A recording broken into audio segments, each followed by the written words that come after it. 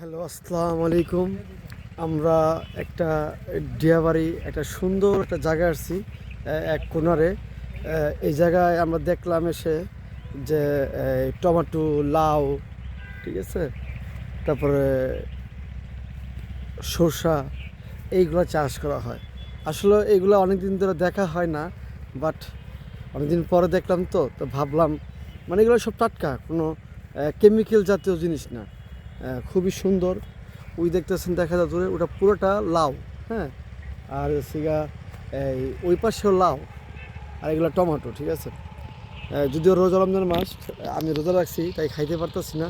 তা আমার সাথে দু একজন আছে, ওরা আবার রোজা না, ওরা আবার খাচ্ছে।